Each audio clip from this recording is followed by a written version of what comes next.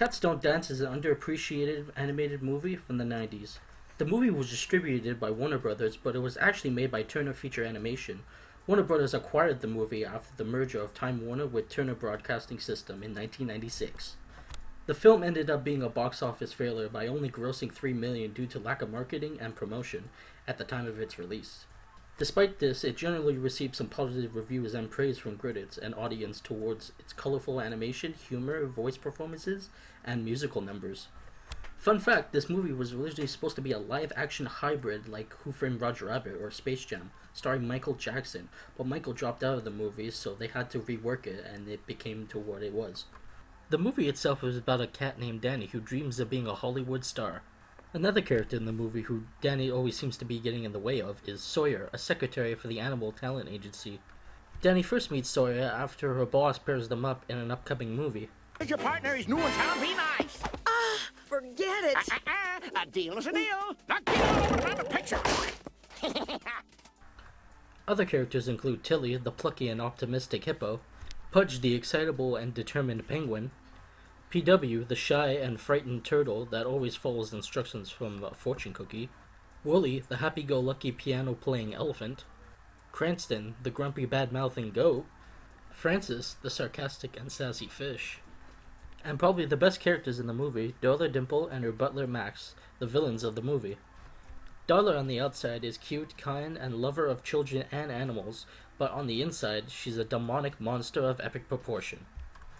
She's mean to everyone, including her castmates, and especially the animals.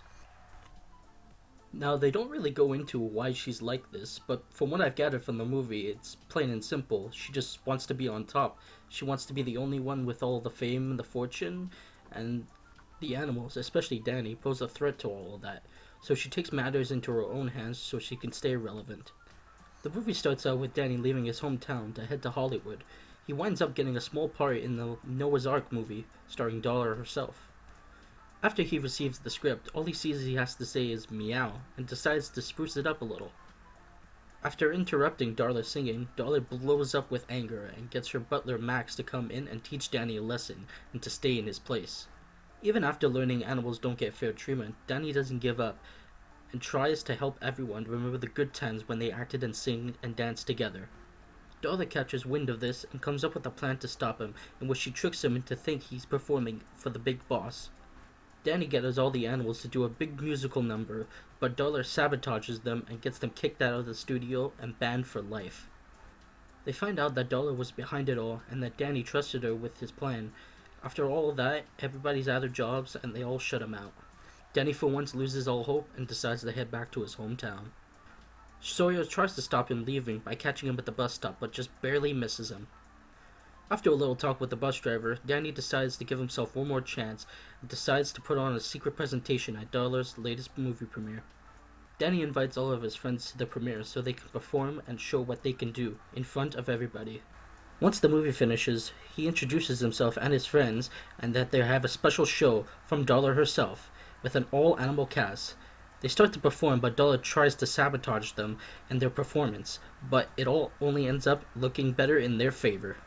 Darla accidentally reveals that she ended up flooding the stage. She ends up getting fired, and then the animals become big Hollywood stars, and the rest is history. I should have drowned you all when I flooded the stage! Overall, I think the movie is pretty great. It's got some great and fun characters, a great villain, some good-looking animation, and great music and songs to tie it all together.